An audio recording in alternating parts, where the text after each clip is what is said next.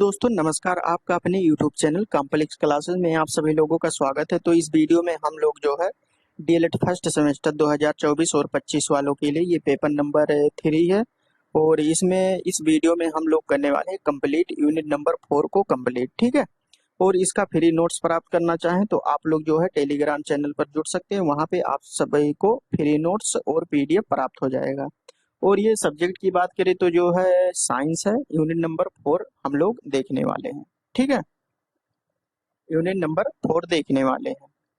अब इसमें जो है भौतिक मापन है। यूनिट नंबर 4 की बात करें तो इसमें हम लोग क्या क्या देखेंगे? भौतिक मापन, आवश्यकता एवं विधियां। इसकी जो अलग अलग विधियां होती हैं और इसकी आवश्यकताएं क्या होती है, इसको जो है हम लोग देखने वाले हैं। ठीक है।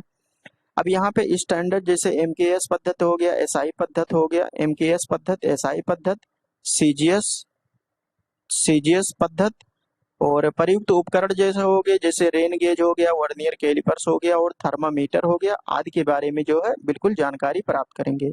तो इसके पहले जो है आप लोग 3 यूनिट नहीं देखे हैं। ये यूनिट नंबर फर्स्ट हो चुका है आपका complete, unit number second complete हो गया, यूनिट नंबर थर्ड कंप्लीट हो गया। इसका प्लेलिस्ट जो है डिस्क्रिप्शन बॉक्स में आपको मिल जाएगा, वहां पे आप लोग जाकर देख सकते हैं।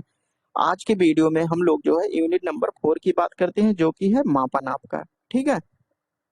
उसके बाद में यहाँ पे देख सकते हैं यूनिट नंबर 4 भौतिक मापन, आवश्यकता एवं विधियां। स्टैंडर्ड जैसे MKS हो गया, SI हो गया पद्धति, मापन में प्रयुक्त उपकरण जैसे रेन गेज और थर्मामीटर। ये बिल्कुल सिलेबस है आपका। ठीक है। तो यहाँ पे हम लोगों को यहाँ पे देखिए मापन की विभिन्न पद्धतियों के बारे में देखना है। विभिन्न पैमाने द्वारा वस्तुओं की लंबाई का मापन, यानी लंबाई का मापन किस प्रकार से किया जाता है। वस्तुओं के द्रव्यमान की को ग्राम, किलोग्राम आदि में तोलना किस प्रकार से जो है तौलते हैं। इसका यूनिट मात्रक क्या होता है। समय मापन में घंटा, समय के मापन में घंटा हो गया, मिनट हो गया व सेकंड का उपयोग किया जाता है। और तापमान के लिए थर्मामीटर का प्रयोग किया जाता है। विद्युत धारा का मात्रक हम लोग देखेंगे एम्पियर जो कि होता है। और द्रव्यों के आयतन को लीटर पैमाने का उपयोग कर नापना। और वर्षा जल का मापन। ठीक है। तो इस वीडियो में हम लोग इतने देखने वाले हैं।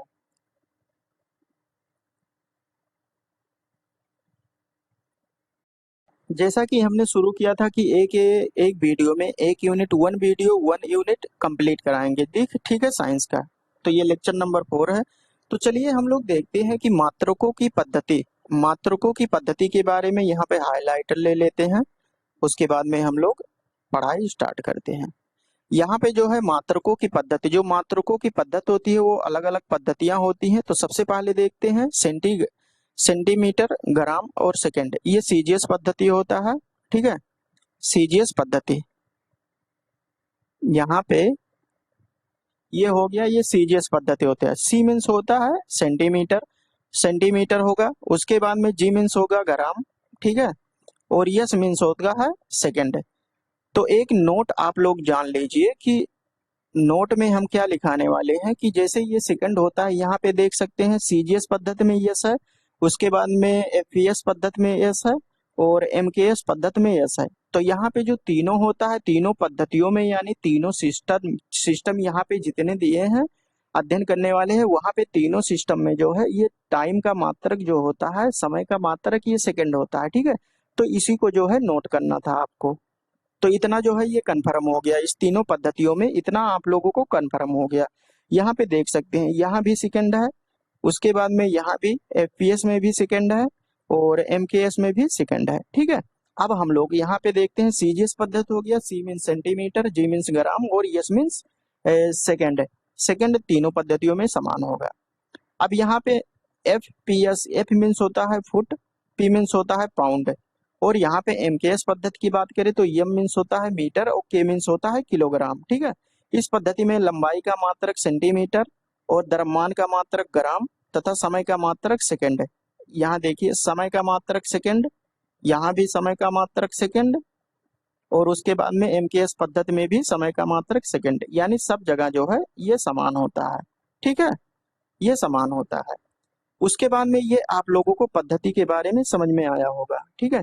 अब SI पद्धति की संकल्पना देखते हैं। SI पद्धति क्या होता है, इसी को जो है मॉडर्न MKS पद्धति कहते हैं। MKS पद्धति का जो है मॉडर्न रूप कहते हैं।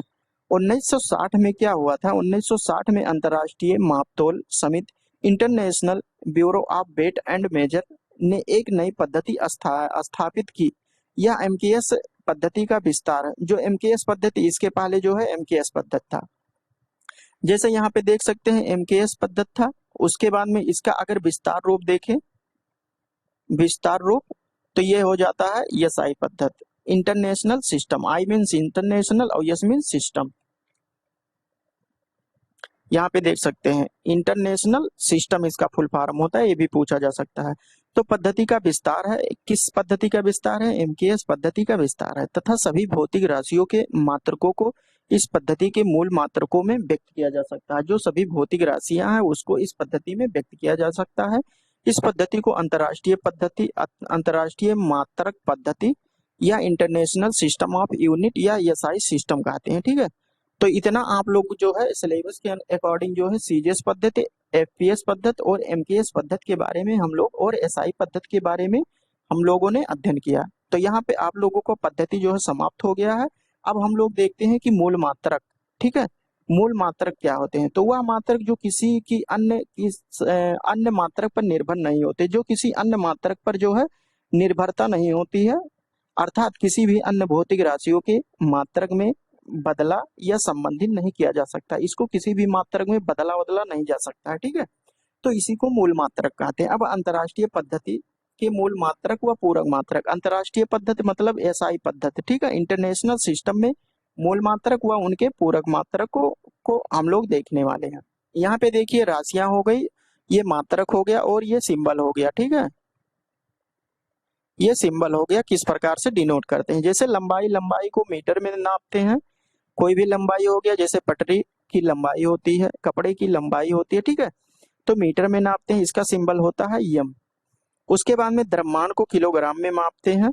ठीक है, ये किस सिस्टम में है, ये एसआई पद्धति में है, यानी इंटरनेशनल सिस्टम में है।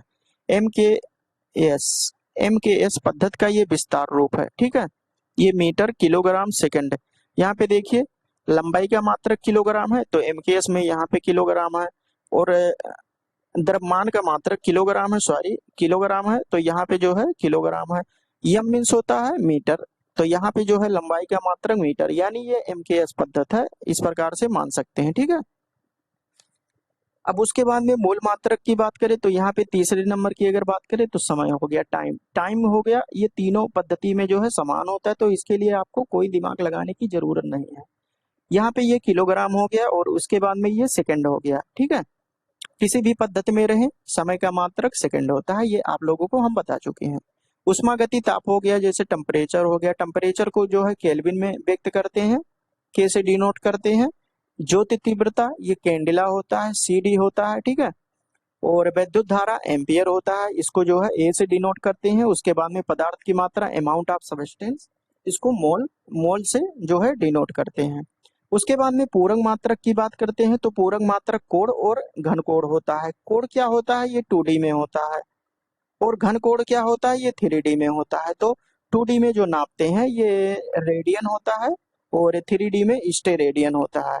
ठीक है, RAD होता है और SR होता है। तो इस प्रकार से हमने क्या बात किया, मूल मात्रक, पूरक मात्रक और जो मात्रक होते हैं उनके बारे में, मूल मात्रकों के बारे में बात किया। ठीक है, तो यहाँ पे एमकेएस पद्धति का विस्तार रूप क्या होता है, एसआई पद्धति। तो यहाँ पे हम आशा करते हैं कि ये स्लाइड आप लोगों के को समझ में आया होगा। अगर कहीं भी दिक्कत हो रही है किसी भी स्लाइड में, कहीं भी पॉइंट बाय पॉइंट अगर समझ में नहीं आता है, क्योंकि साइंस हमारा सब्जेक्ट है। ठीक है, तो अगर समझ में नहीं आता तो कमेंट बॉक्स में आप कमेंट कर सकते हैं, उसको दोबारा हम कमेंट बॉक्स में आंसर दे देंगे, या जो है वीडियो बनाकर जो है आपके क्वेश्चन का आंसर जो है देने की कृपा करेंगे, यानी प्रयास करेंगे। तो यहाँ पे आप देख सकते हैं कि लंबाई का मापन जो है, लंबाई का मापन क्या होता है, लंबाई का मात्रक जो होता है ये मीटर में किया जाता है। ठीक है, 1 मीटर वह दूरी है, यहाँ पे परिभाषा दिया है, डेफिनेशन दिया है 1 मीटर की। 1 मीटर वह दूरी है जिसमें शुद्ध क्रिप्टन 86, ठीक है, ये सिंबल है KR क्रिप्टन हो गया, से उत्सर्जित नारंगी प्रकाश की जो है, यहाँ पे कितना लिखा है, इकाई, दहाई, सैकड़ा, हजार, 10,000, लाख, 10 लाख। ठीक है, 16,50,763.73 तरंगे आती हैं। ठीक है, अगर आप कहीं नहीं पढ़ पा रहे हैं तो इकाई दहाई करके पढ़ सकते हैं। क्लास 1 की तरह। तो लंबाई का जो है डिफिनेशन हो गया। इसमें विशेष स्पेशल क्या, ये स्पेशल स्लाइड है, ठीक है।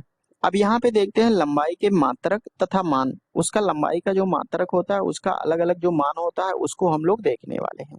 तो 1 सेंटीमीटर बराबर 10⁻⁻² मीटर होता है, ठीक है। जैसे 1 मीटर बराबर 100 सेंटीमीटर होता है, ठीक है। तो यहाँ पे 1 मीटर बराबर 10⁻² सेंटीमीटर लिख सकते हैं। अगर हमको सेंटीमीटर में चेंज करना है तो यहाँ पे एक छिपा रहता है, अगर एक को इधर करेंगे तो 1/10⁻²मीटर बराबर 1 सेंटीमीटर होगा। एक तो रहेगा ना हमेशा। जैसे अगर हम कहीं मीटर लिखते हैं, मीटर मीन्स 1 मीटर, ये एक यहाँ पे छिपा रहता है। अगर एक हम यहाँ पे लिख दिए, एक हो गया यानी सेंटीमीटर। तो अगर ये ऊपर जाएगा तो 10⁻² मीटर, ये बराबर हो जाएगा सेंटीमीटर, यानी 1 सेंटीमीटर बराबर 10⁻² मीटर। तो वही यहाँ पे लिखा हुआ है कि 1 सेंटीमीटर बराबर 10⁻² मीटर, 1 मिलीमीटर बराबर 10⁻³ मीटर, 1 माइक्रोन बराबर 10⁻⁻6। ये इंपॉर्टेंट है, ये एग्जाम में पूछा जा सकता है। और 1 नैनोमीटर बराबर 10⁻⁹ मीटर। नैनो, देखिए नैनो ना मीन्स नैनो 9, ठीक है। एंगस्ट्रॉन बराबर 10⁻⁻10 मीटर। और एक मात्रक बराबर 10⁻⁻13 मीटर। 1 x मात्रक 10⁻⁻13 मीटर। उसके बाद में यहाँ पे दिया हुआ है, ये x कुछ अलग यहाँ पे टाइप हो गया है, इरर है, तो इसको जो है कैंसिल करते हैं। उसके बाद में हम लोग इसके आगे देखते हैं, एक फर्मी बराबर 10⁻⁻15 मीटर होता है। ये फर्मी वाला भी जो है इम्पॉर्टेंट है। 1 किलोमीटर बराबर 10⁻³ मीटर। और एक खगोलीय मात्रक बराबर, यहाँ पे आप देख सकते हैं 1.496 गुणे 10⁻11 मीटर होता है। सूर्य तथा पृथ्वी के बीच की औसत दूरी को खगोलीय मात्रक कहते हैं, ठीक है।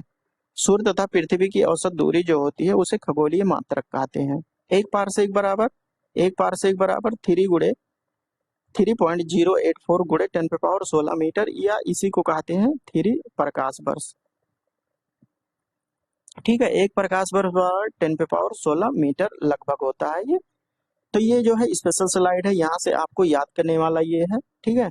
अब द्रव्यमान का मात्रक हम लोग देखते हैं। द्रव्यमान का मात्रक, प्रशिक्षु अवगत है कि पदार्थ की मात्रा को द्रव्यमान कहते हैं। जो पदार्थ की मात्रा होती है उसे हम लोग द्रव्यमान कहते हैं। बाजार से चीनी, घी, अनाज, सब्जियां खरीदने पर दुकानदार इन्हें तौल कर देता है, ठीक है। तौलने में जिन बाटों का प्रयोग करते हैं उसमें कितने द्रव्यमान आपने देखा है। हाथ की अंगूठी, कान की बाली आदि का द्रव्यमान ज्ञात करने में जौहरी किन द्रव्यमानों का प्रयोग करता है, ठीक है। तो यहाँ पे द्रव्यमान का मात्रक एसआई पद्धति में किलोग्राम होता है, ठीक है। किलोग्राम, इसको इस प्रकार से लिखते हैं। अब इसका परिभाषा देखते हैं। जैसे 4 डिग्री सेल्सियस ताप वाले 1 लीटर जल का द्रव्यमान 1 किलोग्राम होता है। जैसे यहाँ पे, जैसे कोई पात्र ले लिए, इसमें जो जल है ये 1 लीटर भरा है, 1 लीटर अगर है, और इसका टेम्परेचर जो है, ये टेम्परेचर इसका ये 4 डिग्री सेंटीग्रेड है, ठीक है। सेल्सियस है, सेंटीग्रेड नहीं, सॉरी, सेल्सियस। तो 1 किलोग्राम कहलाता है। तो ये जो होता है ये 1 किलोग्राम कहलाता है, ठीक है। इसकी ये परिभाषा है, ये डिफिनेशन है। उसके बाद में हम लोग देखते हैं इसके आगे द्रव्यमान के मात्रक। यहाँ पे स्पेशल स्लाइड है ये, इसको याद करने लायक है, ठीक है। अब यहाँ पे 1 ग्राम बराबर 10⁻³ मिलीग्राम हो गया। 1 किलोग्राम बराबर 1000 ग्राम हो गया। 1 कुंतल बराबर यहाँ पे 100 किलोग्राम हो गया। और 1 मीट्रिक टन बराबर 10⁻³ किलोग्राम, यानी 1000 किलोग्राम। एक परमाणु द्रव्यमान बराबर 1.66 गुणे 3 गुणे 10⁻⁻27 किलोग्राम होता है, ठीक है। तो ये स्लाइड जहाँ पे याद करने लायक रहेगा वहां पे हम कहेंगे कि आप लोग याद कर लीजिएगा। इसके आगे हम लोग देखते हैं समय का मापन। द्रव्यमान का मापन हो गया और दूरी का मापन हो गया। उसके बाद में यहाँ पे हम लोग समय का मापन देखते हैं। तो प्रशिक्षु जानते हैं कि कार्य के निष्पादन में समय लगता है। अगर कोई भी कार्य करते हैं तो उसमें समय लगता है। स्कूल, स्टेशन या विभिन्न स्थानों की यात्रा में समय लगता है। अगर हम स्कूल जाते हैं या स्टेशन जाते हैं या यात्रा करते हैं तो उसमें समय लगता है, अतः समय मापने की आवश्यकता होती है। ठीक है, समय को मापने की आवश्यकता इस प्रकार से हमको जरूरत पड़ती है। समय का मानक मात्रक सेकंड होता है, समय का मात्रक जो है सेकंड होता है। 1967 में परिभाषित एक सेकंड वह समय अंतराल होता है। यहाँ पे जो है डिफिनेशन दिया हुआ है, डिफिनेशन दिया हुआ है। ठीक है, तो 1967 में परिभाषित एक सेकंड क्या होता है? एक सेकंड की परिभाषा दिया गया है कि एक सेकंड वह समयांतराल है जिसमें सीजीएस 133 परमाणु द्वारा उत्सर्जित एक विशेष तरंगदैर्घ्य वाले विकिरण प्रकाश के कंपन होते हैं। कितना? इकाई, दहाई, सैकड़ा, हजार, 10,000, लाख, 10 लाख, करोड़, 10 करोड़, अरब। ये अरब पे है ना, तो इतना जो है ये कंपन होते हैं। यह समय का प्रमाणवीय मात्रक कहलाता है। इसी के आधार पर प्रमाणवीय घड़ी कार्य करती है। इसी के आधार पर जो है प्रमाणवीय घड़ी कार्य करती है। इसको आपको याद नहीं करना है। ठीक है, डीएलएड में ये नहीं पूछा जाएगा कि डिफिनेशन लिखिए समय का, इसको याद नहीं करना है। जहाँ पे याद करने लायक रहेगा, जो स्पेशल स्लाइड था उसको याद करने लायक है, वहां पे आप लोग याद कर सकते हैं।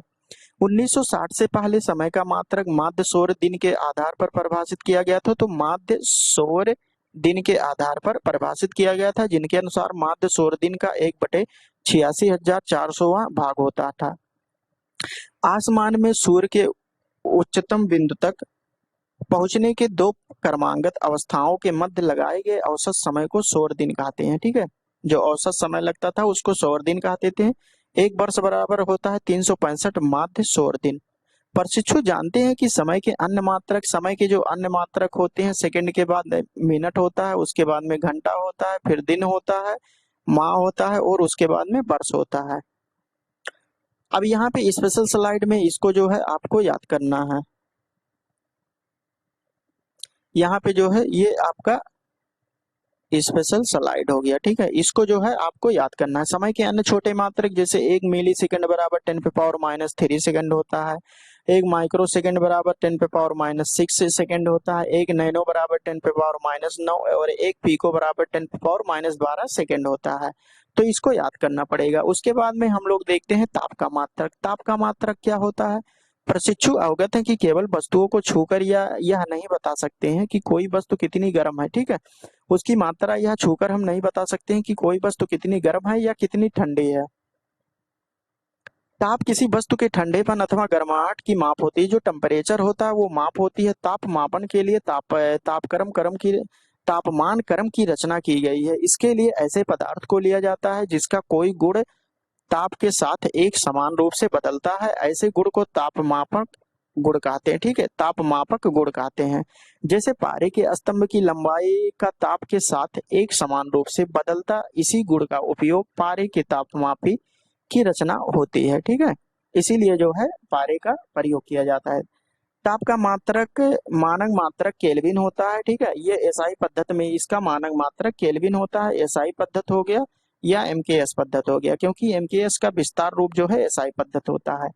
एक वायुमंडलीय दाब पर उबलते जल के ताप तथा गलते बर्फ के ताप के अंतर का 100वां भाग 1 केल्विन के बराबर होता है। ठीक है, अन्य मात्रक डिग्री सेंटीग्रेड तथा डिग्री फ़ारेनहाइट अथवा डिग्री र्यूमर में भी व्यक्त किया जाता है। यानी सेंटीग्रेड में, डिग्री सेंटीग्रेड में, फ़ारेनहाइट में और र्यूमर में। ठीक है, और केल्विन में भी व्यक्त किया जा सकता है। तो परस्पर संबंध, ये रिलेशन आप लोग याद कर सकते हैं। ठीक है, C/5 M-32/9 बराबर 9/5। यहाँ देखिए 5 और 5। ठीक है, जैसे जब ABCD आप लोग पढ़ते हैं किस प्रकार से, जैसे C हो गया A B, इसको याद किस प्रकार से करते हैं? ABCDE। तो C जो है पहले आता है अल्फाबेट में, उसके बाद में F आता है, उसके बाद में R आता है, PQRST। हाँ, R जो आता है उसके बाद में T आता है। तो इस प्रकार से जो है आप लोग C और T हो गया, यहाँ पे जो है K-273, ये टेम्परेचर यहाँ पे लिख दिया है ना, यहाँ पे K भी आप लिख सकते हैं। तो यहाँ पे इस प्रकार से 5 इक्वल हो गया, और 9 और 5 को आप लोग याद कर लीजिएगा। जहाँ T परमताप है, ठीक है, परमताप केल्विन में, डिग्री सेंटीग्रेड और F डिग्री फ़ारेनहाइट तथा R डिग्री र्यूमर है। स्वस्थ मनुष्य का ताप की अगर बात करें तो 98 पॉइंट, ये याद करने लायक है, ठीक है, ये एग्जाम में पूछा जा सकता है। तो 98.6 फ़ारेनहाइट या 37 डिग्री सेल्सियस होता है, या 310.15 केल्विन होता है। तो ये तीनों में जो है, तीनों में याद करना है, फ़ारेनहाइट, सेल्सियस और केल्विन में। परम शून्य ताप किसे कहते हैं? -273 डिग्री सेल्सियस को, या 0 डिग्री केल्विन को परम शून्य ताप कहते हैं। तो इस स्लाइड में ये फार्मूला आपको याद करना है। उसके बाद में इसका मात्रक क्या होता है, केल्विन में टेम्परेचर का मापन किया जाता है, और स्वस्थ मनुष्य के ताप कितना होता है, फ़ारेनहाइट, सेल्सियस और केल्विन में। परम शून्य ताप क्या होता है, तो -273 डिग्री जो सेल्सियस में जो होता है वो परम शून्य ताप होता है, ठीक है। तो इस प्रकार से ताप का मापन किस प्रकार से करते हैं, ये हम लोगों ने देखा। अब हम देखते हैं विद्युत धारा का मात्रक। विद्युत धारा का मात्रक क्या होता है, ठीक है। तो प्रशिक्षु घरों में आने वाली विद्युत धारा से परिचित हैं। जो घरों में विद्युत धारा आती है उसको तो हम लोग जानते हैं। विद्युत धारा का मात्रक जो होता है ये एम्पियर होता है। विद्युत धारा का मापन जो है एम्पियर में किया जाता है। विद्युत धारा दो प्रकार की होती है। कौन कौन से? दिष्ट धारा और प्रत्यावर्ती धारा। सेल से प्राप्त धारा जो है दिष्ट धारा होती है, तथा घरों में आने वाली विद्युत धारा प्रत्यावर्ती धारा होती है। तो यहाँ पे पूछता है कि घरों में आने वाली धारा किस प्रकार की धारा होती है, तो प्रत्यावर्ती धारा होती है। तो इसको याद कर लीजिएगा आप लोग। 1 एम्पियर की परिभाषा यहाँ पे दे रहा है कि 1 एम्पियर वह नियमित विद्युत धारा होता है जो कि निर्वात में 1 मीटर की दूरी पर स्थित दो सीधे अनंत लंबाई वाले समांतर एवं नगण्य अनुप्रस्थ काट के चालकों में प्रवाहित होने पर इन चालकों के बीच प्रति मीटर लंबाई पर 2 × 10⁻⁷ न्यूटन का बल उत्पन्न होता है। ये आपको याद नहीं करना है, ठीक है। उसके बाद में देखते हैं 6 नंबर की बात करते हैं, तो मोल की बात करते हैं। यह पदार्थ की माप का मात्रक होता है। तो पदार्थ का मात्रक जो है, पदार्थ की माप का मात्रक को जो है मोल में मापते हैं। मोल किसी पदार्थ की वह अवस्था होता है जिसमें अवयवों की संख्या कार्बन 12 ग्राम परमाणुओं की संख्या के बराबर होता है। अब 7 नंबर की बात करते हैं, ज्योति तीव्रता। ज्योति तीव्रता का मात्रक क्या होता है, ये कैंडिला होता है एसआई पद्धति में। एक कैंडिला ज्योति तीव्रता मानक स्रोत के खुले मुख के 1 सेंटीमीटर क्षेत्रफल की ज्योति तीव्रता का 1/16वां भाग होता है, ठीक है। जबकि स्रोत का ताप प्लेटिनम के गलनांक के बराबर होता है। जो स्रोत होता है उसका टेम्परेचर जो है प्लेटिनम के गलनांक के बराबर होता है। अब यहाँ पे ये आपको याद नहीं करना है, केवल इतना याद करना है कि ज्योति तीव्रता का मात्रक क्या होता है, कैंडिला होता है, और मोल की मात्रक क्या होता है, ये पदार्थ की माप का मात्रक मोल होता है, ठीक है।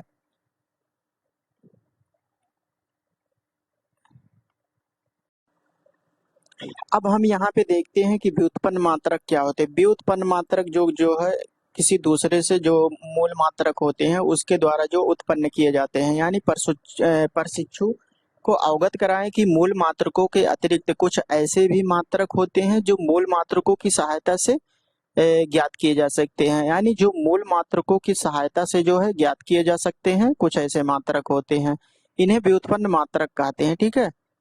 इनको जो है व्युत्पन्न मात्रक कहते हैं। व्युत्पन्न मात्रक मूल मात्रकों के पदों में ज्ञात की जा सकते हैं। जो व्युत्पन्न मात्रक होते हैं जिनकी उत्पत्ति हम लोग करते हैं, ठीक है, वो मूल मात्रकों के पदों में ज्ञात किए जा सकते हैं। जैसे MKS, जैसे CGS पद्धति होता है, तो ये सेंटीग्राम और ये ग्राम होता है, ठीक है। सेंटीमीटर ये ग्राम होता है, और ये सेकंड होता है। तीनों तीनों पद्धति में जो है टाइम का मात्रक सेकंड होता है, ये हमने बताया है। जैसे हो गया क्षेत्रफल, एरिया को अगर व्यक्त करना है क्षेत्रफल, तो क्षेत्रफल बराबर क्या होता है, एरिया बराबर होता है लंबाई गुणे चौड़ाई, ठीक है। तो क्षेत्रफल का मात्रक लंबाई का मीटर हो जाएगा। यहाँ पे देख सकते हैं लंबाई का मीटर और चौड़ाई का मीटर में होगा। तो इस प्रकार से मीटर स्क्वायर हो गया। अगर आयतन की बात करें, वॉल्यूम की बात करें, तो लंबाई गुणे चौड़ाई गुणे ऊंचाई होता है। तो लंबाई का मीटर, चौड़ाई का मीटर और ऊंचाई का मीटर, तो आयतन का मात्रक क्या होगा, मीटर क्यूब होगा, ठीक है। घनत्व का मात्रक, घनत्व बराबर क्या होता है, डेंसिटी बराबर घनत्व बराबर द्रव्यमान बटे आयतन होता है। तो द्रव्यमान का मात्रक क्या होता है, किलोग्राम होता है, और आयतन का मात्रक क्या होता है, मीटर क्यूब होता है। तो इस प्रकार से घनत्व का मात्रक किलोग्राम पर मीटर क्यूब हो गया, ठीक है, किलोग्राम पर मीटर क्यूब हो गया। यहाँ पे आप देख सकते हैं व्युत्पन्न राशियां अत्यधिक हैं। इन राशियों के मात्रक मूल मात्रकों की सहायता से ज्ञात किए जा सकते हैं। तो व्युत्पन्न राशियां अत्यधिक होती हैं। क्यों अत्यधिक होती हैं, क्योंकि जो है इनको जो है उत्पन्न किया जा सकता है मूल मात्रक को। मूल मात्रक कितने होते हैं ये आप लोग कमेंट बॉक्स में बताइए, इसको हमने पहले बताया है। उसके बाद में द्रव का आयतन की माप, यानी जो द्रव होता है, द्रव होता है जैसे पानी हो गया, उसके आयतन यानी वॉल्यूम, वॉल्यूम का मापन किसमें किया जाता है? प्रशिक्षु जानते हैं कि दूध हो गया, दूध, मिट्टी का तेल आदि दुकानदार से एक नपना से नाप कर ही खरीदते हैं। द्रव के आयतन की माप का प्रचलित मात्रक लीटर व मिलीमीटर होता है। ठीक है। ग्वाला दूध को किस चीज से नापता है? ये भी हो गया। 1 लीटर, आधा लीटर, चौथाई लीटर दूध में सबसे अधिक दूध की मात्रा किस में होगी? ठीक है। यदि 1 लीटर दूध 4 कप हो तो आधा लीटर दूध उसी कप से नापने पर कितना होगा? छोटे बच्चे को डॉक्टर पीने की दवा को किस मात्रा में नाप कर पिलाते हैं? 5 मिलीलीटर या 5 लीटर में। ठीक है। तो विशेष यहाँ पे देख सकते हैं विशेष में क्या दिया हुआ है। तो इस प्रकार से जो है क्वेश्चन हम लोग द्रव के आयतन से संबंधित करते हैं। इस प्रकार की जानकारी जो है आपको प्राप्त हो जाएगी अगर इसके ये द्रव का आयतन की माप के बारे में हम लोग जानकारी प्राप्त कर लें। ठीक है। तो विशेष स्पेशल में क्या है कि कोई वस्तु वायु या निर्वात में जो स्थान घेरती है उसे ही वस्तु का आयतन कहते हैं। ठीक है। निर्वात में जो स्थान घेरती है उसे आयतन कहते हैं। ठोस, द्रव व गैस सभी का आयतन होता है, यानी तीनों का आयतन होता है। ठोस हो गया, द्रव हो गया, गैस हो गया। गैस जिस बर्तन में रखी जाती है उसी का आयतन जो है ग्रहण कर लेती है। ठोस तथा द्रव का आयतन निश्चित होता है। जो जो ठोस होते हैं और द्रव होते हैं उसका आयतन जो है निश्चित होता है। अब हम लोग देखते हैं कि वर्षा जल का मापन, वर्षा का जल जो होता है उसका मापन किस प्रकार से करते हैं। ठीक है। तो प्रशिक्षुओं ने वर्षा के दिनों में वर्षा की माप से परिचित होंगे। प्रशिक्षु जो मतलब शिक्षा ग्रहण कर रहे हैं। मौसम विभाग वर्षा की मात्रा की माप के लिए वर्षा मापी रेन गेज का प्रयोग करते हैं। ठीक है। तो इस प्रकार से ये इंपॉर्टेंट हो गया, ये एग्जाम में आ सकता है आपके।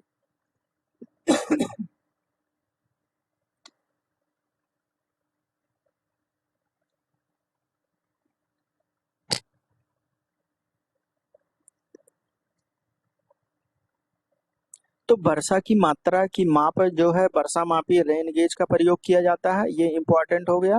ठीक है। इसको याद कर लीजिएगा। इस स्लाइड में हम बताते हैं क्या क्या याद करना है। सन 1662 ईस्वी में ब्रिटेन के क्रिस्टोफर रेन ने पहला टिफिंग बकेट रेन गेज विकसित किया। वर्षा की माप मिलीमीटर में की जाती है। अब यहाँ पे जो है वर्षा की माप जो होती है मिलीमीटर में की जाती है। ठीक है। इसको भी आपको याद करना है। इसके लिए एक चौड़े मुंह का बर्तन प्रयोग में लाया जाता है, जैसा कि यहाँ पे फिगर में आप देख सकते हैं। चौड़े मुंह का बर्तन जो है प्रयोग में लाया जाता है, जिसकी मोटाई पेदी से ऊपर तक समान होती है। पेदी से ऊपर तक समान होती है। इसके मुंह पर एक कीप लगी होती है। मुंह पर कीप लगी होती है। इसको ऐसी जगह पर रख दिया जाता है जहां वर्षा का जल बिना किसी व्यवधान के इसमें गिरता रहता है। ये वर्षा का जल जो है किसी व्यवधान के इसमें गिरता रहता है। किसी निर्धारित समयावधि में इसमें एक द्रव पानी की ऊंचाई ही उस अवधि में वर्षा की माप कहलाती है। वर्षा मापी कई प्रकार की होते हैं। ठीक है। तो वर्षा की मात्रा मापने का मात्रक क्या है? तो मात्रक की अगर बात करें किससे जो मापा जाता है ये रेन गेज होता है। और अगर वर्षा की माप की मात्रक की बात करें तो मिलीमीटर में जो है इसका मापन किया जाता है। चिन्ह बेलन एक यंत्र होता है, यानी ये वर्षा का मापी रेन गेज होता है। वर्षा मापी में बर्तन की मोटाई एक समान होना क्यों आवश्यक है? ठीक है। यहाँ पे ये जो बोल रहा है कि वर्षा की मोटाई एक समान होना क्यों आवश्यक होता है। अभी हम लोग देखते हैं सबका आंसर। लगभग 400 ईसा पूर्व भारत में कटोरे के प्रयोग से वर्षा की मात्रा मापी जाती है। जो भारत में कटोरे के प्रयोग से जो है 400 ईसा पूर्व वर्षा की मात्रा मापी जाती है। तो प्रयोगशाला में प्रयुक्त होने वाले महत्वपूर्ण मापक यंत्र वर्नियर कैलिपर्स तथा स्क्रू गेज। जो प्रयोगशाला में हम लोग प्रयोग करते हैं मोटाई ज्ञात करने के लिए, स्क्रू गेज। तो सबसे पहले हम लोग देखते हैं वर्नियर कैलिपर्स। ठीक है। फर्स्ट नंबर पे बात करते हैं वर्नियर कैलिपर्स। इसका आविष्कार जो है, आविष्कार की बात करें तो गणितज्ञ पियरे वर्नियर, पियरे वर्नियर ये जो है गणितज्ञ थे, ने किया था इसका आविष्कार। ये कहाँ के थे? फ्रांस के थे। रचना की अगर बात करें तो इस मापक आप लोग एक बार देख लीजिए, यहाँ पे ये वर्नियर कैलिपर्स है, ठीक है। यहाँ पे दिया है कि इस मापक यंत्र के इस्पात की एक चौड़ी पट्टी होती है। सबसे पहले किसका होता है? ये इस्पात का होता है। एक चौड़ी पट्टी होती है जो सेंटीमीटर तथा एमएम में अंकित होती है, यानी सेंटीमीटर तथा मिलीमीटर में अंकित होती है। इसे मुख्य पैमाना कहते हैं, इसको जो है मुख्य पैमाना कहते हैं, मेन मेजरमेंट। और मुख्य पैमाने के बाएं किनारे पर एक स्थिर लंबवत जबड़ा ए बी होता है। कहाँ पे? ये बाएं किनारे पर। वर्नियर पैमाना इस्पात के फ्रेम पर लगा होता है, जिसे पेंच पी के सहारे मुख्य पैमाने के अनुदिश किसी भी स्थान पर स्थिर किया जा सकता है। ये ए हो गया और ये बी हो गया, ठीक है, बाएं तरफ किया जा सकता है। वर्नियर पैमाने के बाईं ओर उसके लंबवत सीडी जबड़ा लगा रहता है। ये सी हो गया और ये डी हो गया। इसी के समांतर जो है जबड़ा लगा रहता है। पर कटे वर्नियर पैमाने पर कटे भाग के द्वारा मुख्य पैमाने पर बने चिन्ह दिखे जा सकते हैं। ये मुख्य पैमाना है, ठीक है, ये मुख्य पैमाना है और ये वर्नियर पैमाना है। मुख्य पैमाने के पीछे वर्नियर पैमाने के संलग्न एक पत्ती आर लगी होती है। ये आर हो गया, ये आर पत्ती है, ठीक है, जो वर्नियर पैमाने के मुख्य स्केल के लंबाई के अनुदिश बाहर की ओर निकलने लगती है। ए बी तथा सी डी जबड़ों के बीच में रखकर किसी छड़ का व्यास, यहाँ पे जो ए बी हो गया, यहाँ पे जो है किसी छड़ का व्यास हम लोग ज्ञात कर सकते हैं। ए तथा बी भाग के द्वारा किसी खोखले बेलन का आंतरिक व्यास, खोखले बेलन का आंतरिक व्यास और पत्ती आर की सहायता से बर्तन का मापन किया जा सकता है, ठीक है। तो इस प्रकार से वर्नियर कैलिपर किस प्रकार से होता है और इसको हम लोग देखें। ये क्या होता है? ये पेंच होता है। उसके बाद में वर्नियर कैलिपर्स का सिद्धांत, ये किस सिद्धांत पर यानी किस प्रकार से जो है कार्य करता है, इसको हम लोग देखने वाले हैं। तो वर्नियर पैमाना पर अंशांकन अंशांकन इस प्रकार से किया जाता है कि वर्नियर पर बने कुल भागों की संख्या यन की लंबाई मुख्य पैमाने के बने भागों की लंबाई के बराबर होता है, ठीक है। तो वर्नियर पैमाने के यन भागों की संख्या, वर्नियर पैमाना जो होता है यन हो गया और मुख्य पैमानों पर यन माइनस वन होगा, ठीक है। वर्नियर पैमाना अगर यन है तो मुख्य पैमाने पर क्या होगा? एक कम होगा, तो यन माइनस वन हो गया। अब यहाँ पे देखिए ये एक्स क्या है? एक्स की बात करें तो यहाँ पे वर्नियर पैमाने के एक खानों की मान है, एक खाने का मान है और ये मुख्य स्तर पर बने खानों की लंबाई है। ये लंबाई है और मान है, ये यहाँ पे देख सके एन एक्स हो गया। अगर इसको जो है कोष्टक को ब्रेक करते हैं तो एन वाई होगा और माइनस एन हो गया। जैसे एन माइनस वन वाई है तो ये इसमें जो है मल्टीप्लाई करेंगे तो एन वाई होगा और माइनस वाई होगा। तो वही यहाँ पे लिखा हुआ है एन वाई माइनस वाई। अब यहाँ पे जो है y हो गया n y minus n x, n y हो गया। तो एन एक्स वाई को जो है इधर हम ट्रांसफर कर दिए हैं और एन वाई यहाँ पे पहले रेडी है और इसको जो है यहाँ पे ले आए हैं। तो यहाँ पे ये प्लस था, ये इधर गया माइनस हो गया और यहाँ पे ये माइनस है तो इधर आया ये प्लस हो गया, ठीक है। अब y बराबर यन अगर हम कॉमन ले लेते हैं तो y माइनस एक्स हो जाएगा और y बटे यन ये नियतांक होगा। y माइनस एक्स ये कांस्टेंट होता है, ठीक है, क्योंकि ये लंबाई होता है और ये भी लंबाई होता है। लंबाई लंबाई ये कांस्टेंट हो जाएगा, ये न्यूमेरिकल वैल्यू आएगा ना, इसीलिए यह पे कांस्टेंट यानी नियतांक होगा। जहां y माइनस एक्स मुख्य पैमाने के एक भाग तथा वर्नियर के एक भाग का अंतर है, इस नियतांक को वर्नियर कैलिपर्स का अल्पतनांक कहते हैं। इसको जो है अल्पतमांक कहते हैं। वर्नियर स्केल का अल्पतमांक मुख्य पैमाने के एक भाग की लंबाई ये y हो गया, ये मुख्य पैमाना हो गया, आप लोग देख सकते हैं। और वर्नियर पैमाने पर अंकित भाग की लंबाई, जो वर्नियर पैमाना होता है उस पे अंकित भाग की लंबाई। ये मुख्य स्केल के एक भाग का मान जो है 0.1 mm है, तो m1 mm बराबर होता है 0.1 सेंटीमीटर। उसके बाद में वर्नियर स्केल पर खानों की संख्या कितनी है? 10 है, 10 खाने हैं।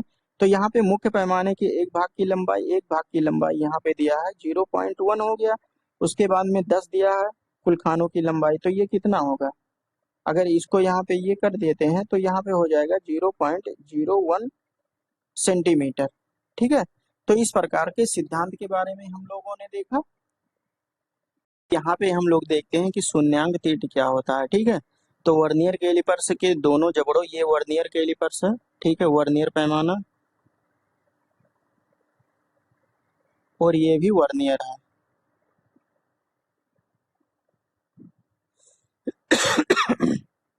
ये मुख्य पैमाना है।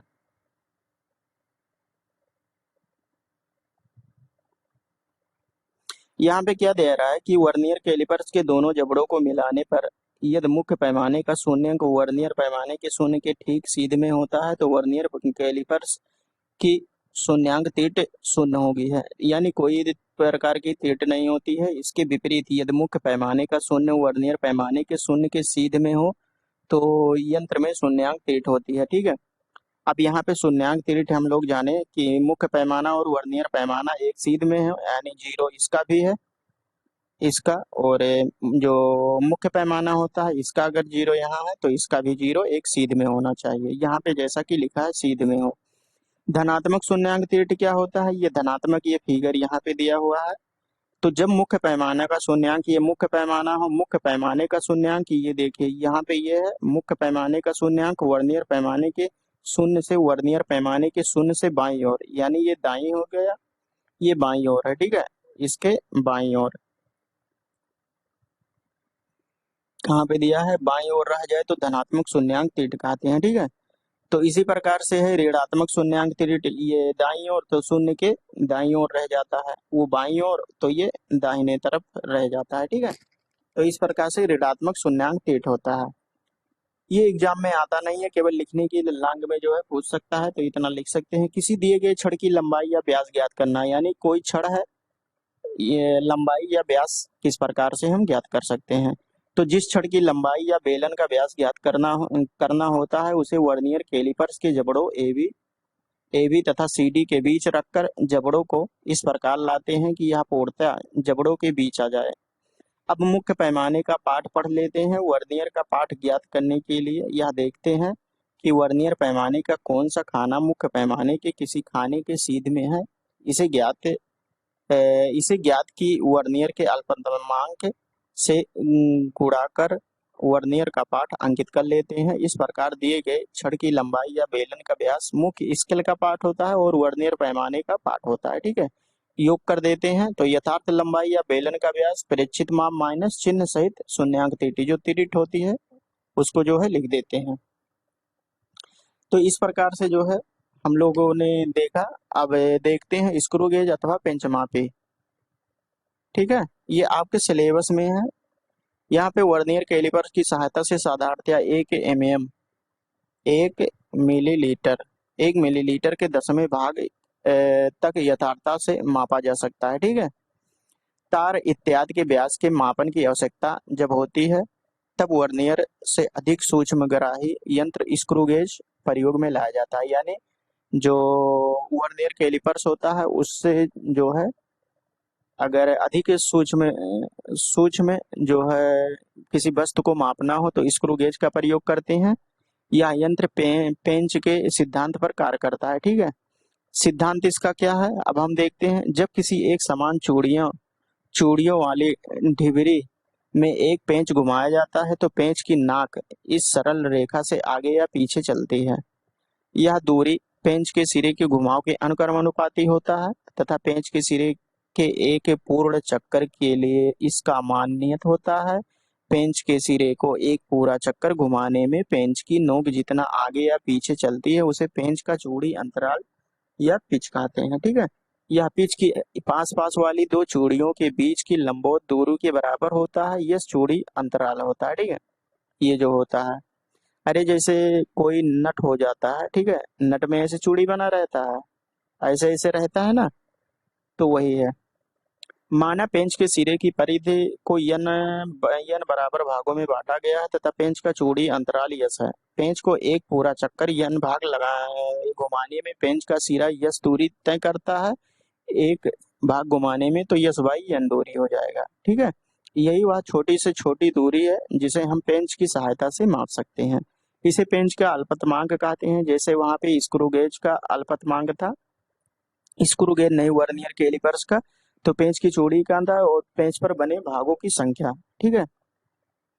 अब यहाँ पे जैसे दिया हुआ है, ये तो क्वेश्चन है, जैसे माना पेंच का सिरा एक चक्कर घुमाने में 1 mm आगे या पीछे चलता है तथा पेंच की परिधि जो है 100 भागों में विभाजित है तथा पेंचमापी का अल्पतमांक किस प्रकार से ज्ञात करेंगे, तो 1 mm/100 हो जाएगा। ठीक है, अगर सेंटीमीटर में चेंज करेंगे तो इस प्रकार से यहाँ पे इतना 0.001 सेंटीमीटर आएगा। ये जो है क्वेश्चन आपके एग्जाम में आ नहीं सकता है। ठीक है, कभी आज तक आया नहीं है। स्क्रू गेज किस प्रकार से रहता है, यहाँ पे आप लोग देख सकते हैं और इसे पढ़ सकते हैं। स्क्रू गेज के माप लेने की विधि जो अलग अलग विधि होती है, केवल विधि को ज्ञात कर लीजिए। अल्पतमांक ज्ञात करना, इसके द्वारा अल्पतमांक ज्ञात किया जाता है और शून्यांक त्रुटि ज्ञात की जाती है। ठीक है, किसमें त्रुटि है कि नहीं है। किसी पतले तार का व्यास निकाला, स्क्रू गेज के द्वारा जो है पतले तार का जो है तार का है खासकर तार का व्यास जो है निकाला जाता है। अब इस प्रकार से हमारा ये 4th यूनिट जो है बिल्कुल कंप्लीट हो चुका है। इसके बाद हम लोग जो है 5th यूनिट करने वाले हैं। ठीक है, तो अभी तक जो लोग आप लोग जो है चैनल अगर कम यहाँ पे जो है वीडियो कंप्लीट हो गया है बिल्कुल। और इसका अगर आप लोग पीडीएफ डाउनलोड करना चाहें तो आप लोग जो है टेलीग्राम चैनल से जुड़ सकते हैं, वहां पे आप सभी लोगों को पीडीएफ इसका प्राप्त हो जाएगा। और सोशल मीडिया से अगर जुड़ना चाहें तो फेसबुक, इंस्टाग्राम, टेलीग्राम से आप लोग जुड़ सकते हैं हमसे। और वीडियो अगर अच्छा लगा हो तो लाइक कर सकते हैं, और किसी भी प्रकार से दिक्कत आ रही है या कहीं पे समझ नहीं आ रहा है तो कमेंट बॉक्स में कमेंट कर सकते हैं। और अपने दोस्तों के पास जो है शेयर कर दीजिए। अभी तक जो लोग चैनल को सब्सक्राइब नहीं किए हैं सब्सक्राइब कर दीजिए। तो चलिए दोस्तों, अगले यूनिट के साथ, यूनिट नंबर 5 के साथ हम लोग अगले वीडियो में मिलते हैं। तब तक के लिए जय हिंद, जय भारत।